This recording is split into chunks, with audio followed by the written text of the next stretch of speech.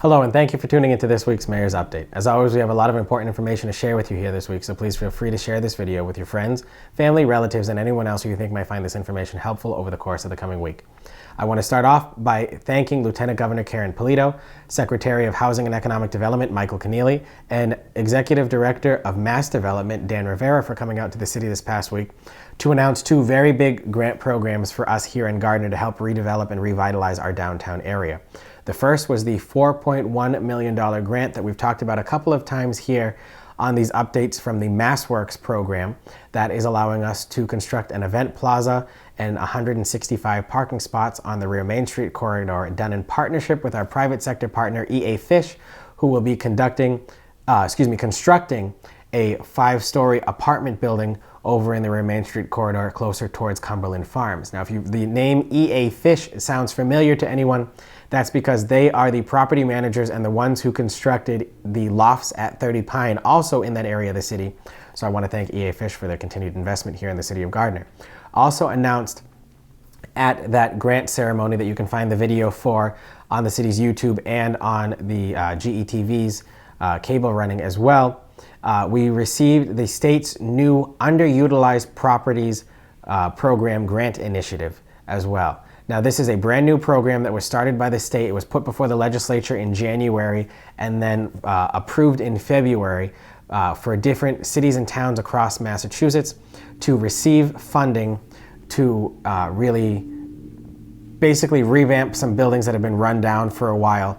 And Gardner received $1.3 million for a gut rehab revitalization of the old Ryan Block and Temptations building over on the corner of Parker Street and Connor Street.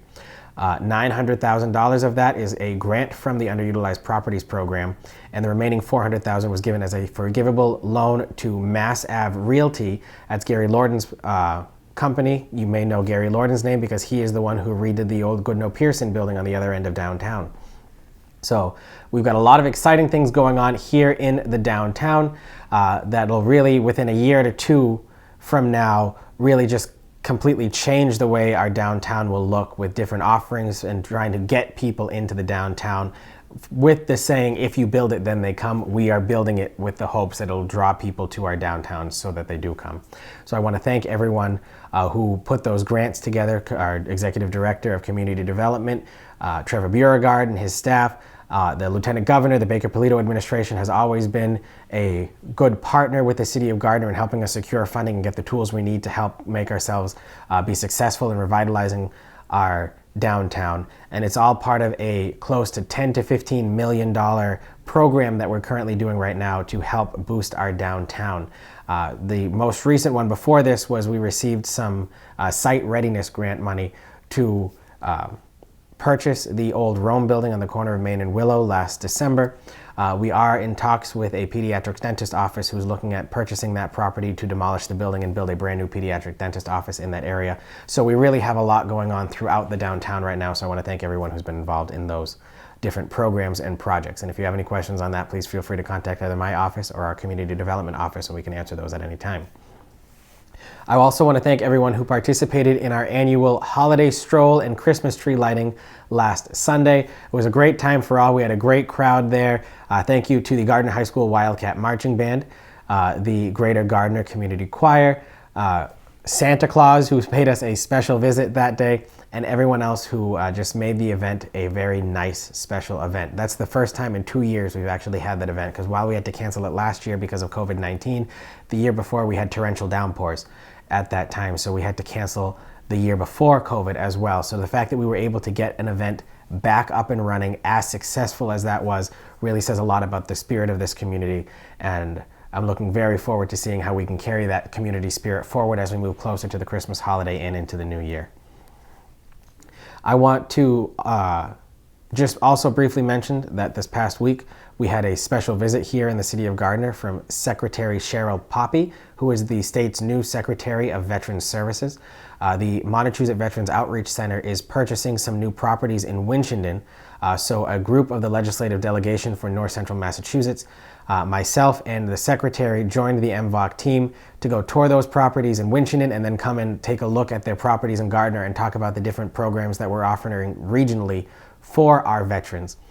Joining us there was our state representative, Jonathan Zlotnick, our city council president, Elizabeth Kaczynskis, Representative Megan Kilcoyne from Sterling, Senator Jamie Eldridge from Littleton, former Representative Bob Rice, a couple other of the different regional area representatives, Susanna Whips from Athol, that we're really just there to show how Gardner is helping to lead the region in what we're offering here in our community, not only to our veterans, but for all of our population demographics that we have here. So I want to thank Stephanie Marchetti from the Montechusett Veterans Outreach Center and Secretary Poppy for really making sure that we could highlight what we're doing here in the city of Gardner and continue to set the example for other communities to follow as we move forward. We do want to remind everyone about a couple of initiatives that have started as a result of the Christmas and the holiday season coming up soon. The annual Caroling with the Mayor video will be put together very shortly. So if you have any pictures of Gardner, either during the winter with a snow scene or any Christmas decorations or any lights that you'd like to see, or any just holiday, Christmas, winter pictures of the city of Gardner, we're asking you to please send those to my aide, Colin Smith, at csmith@gardner-ma.gov. Again, that's C-Smith, S-M-I-T-H, at gardner-ma.gov. And we'll try to include those in the video. We're also opening a invitation to anyone who'd like to submit small, very quick videos just saying Merry Christmas to the community. Those can also be sent to Colin as well. The deadline for those is December 13th. So if you would like to submit any pictures or videos to be part of this year's Caroling with the Mayor video, please submit those by December 13th. I have signed an executive order this past week waiving the parking meters in the downtown from December 1st through December 6th. The reason for that short time frame is that at their meeting on December 6th, the City Council will be voting on the joint proposal that President Kaczynskis and I put forward to waive the parking meters for the remainder of the month. However, since the City Council wasn't meeting until the 6th of the month, the executive order I signed started on December 1st and got us through to that council meeting. We'll be talking next week's update, how that went, and hopefully we'll see the meters waived for the remainder of the month so that people can have an easier time shopping for the holiday season in the downtown. Even though shopping really isn't the true meaning of the season here, we do want to encourage as many people to help support our local businesses and remind people that we have declared the month of December to be Small Business Month here in the city of Gardner, to help encourage people to go to our small local stores rather than looking at the larger chains like Walmart and Amazon if you can help it. So please keep that in mind as you are doing your Christmas shopping as we move forward. The Gardner Police Department and the Gardner Fire Department will be running a toy drive at 250 Brookside Drive this Saturday, December 4th from 5 p.m. to 8 p.m. Done in conjunction with the Christmas light show that property puts on every year. So if you go down there, you can hang out with the police department and the fire department. They'll have toy collection bins there for unwrapped new toys that'll be donated to the CAC as part of their Christmas initiatives. So if you are able to participate or just take a visit to that, please do so at that time. We also have a couple other collection boxes over at the police department. The police department's doing a toy collection for the CAC through December 15th in their lobby of the Gardner Police Station, as well as a clothing and hygiene drive for students at Gardner High School. That's also in the lobby of the police station, done in partnership with the Massachusetts State Police, and that donation bin will be there up through December 10th. So please try to consider donating to any of those causes. As the holiday season does get closer, we do want to remind people of the different best practices that we learned throughout the past 2 years with COVID-19. Our cases are up on the rise here in the city of Gardner, so please try to remember social distancing. If you're inside, please consider wearing a mask, though it's not required. It's up to your own comfort, and trying to find ways to help mitigate what's going on. And the biggest thing with that is if you feel sick, please stay home. Don't be the reason someone else gets sick because you went into work if you weren't feeling well. That's one of the biggest messages that we're trying to get across, not only here in Gardner, but across Massachusetts, because we're seeing cases uptick throughout the Commonwealth. I think we're at 4,500, if not just about that area here in Massachusetts, which is the highest we've been in a while statewide. And Gardner is the 6th highest community in the state in terms of our cases. So we do want to remind people, please keep that in mind as you are moving forward. We are going to have a public hearing that the state is putting on here in Gardner. It'll actually be a Zoom hearing for a project here in Gardner, and that's the Safe Routes to School program on Elm Street.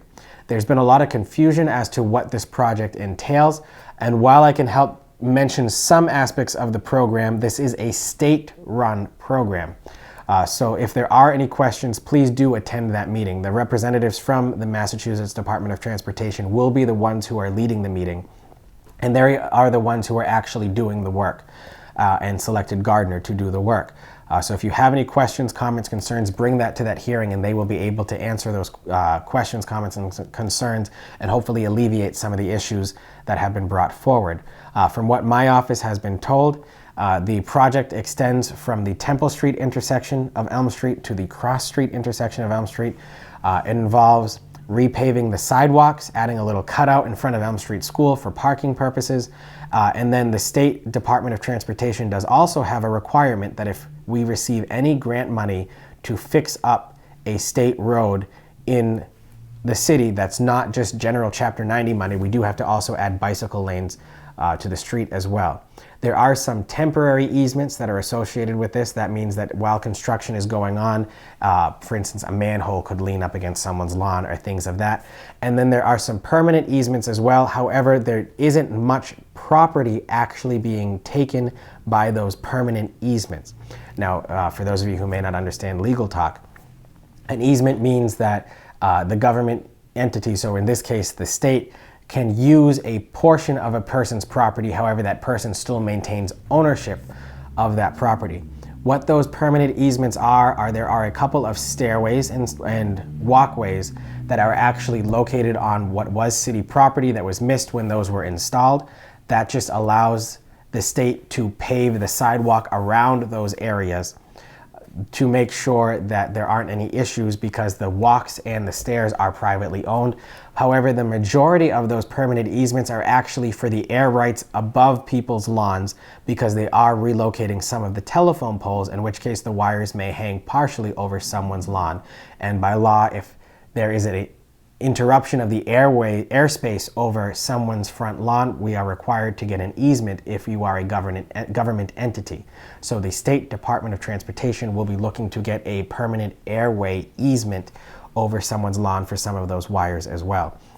Now again, the city is not the one overseeing this project. That is what I have been told. However, if you have any more detailed questions about that project, please bring them to that hearing that'll take place this coming Thursday at 5 p.m. on Zoom. Information on all of this can be found on the city's Facebook and website, and there is also a flyer for it going on the GETV loop that plays in between the programming that they have there too. If you have any questions on how to zoom into this, what the project entails, we can answer those as best we can here in my office or up in our community development office, or at least give you the Zoom link so that you can ask those questions to the Department of Transportation officials who are overseeing that project at that time when the hearing is held. However, that concludes this week's update. If you have any questions on anything that was said, please feel free to reach out to my office at any time, and myself, Colin, or Rachel will be happy to direct you to the person who can answer your question if we can't answer it ourselves. To those of our Jewish residents in the city of Gardner, I want to wish you a happy Hanukkah, as those 8 nights conclude this coming week. And to everyone else, please consider participating in any of the different Christmas and holiday events that we have coming up, and I look forward to speaking with you again next week. Thank you very much, and have a good day.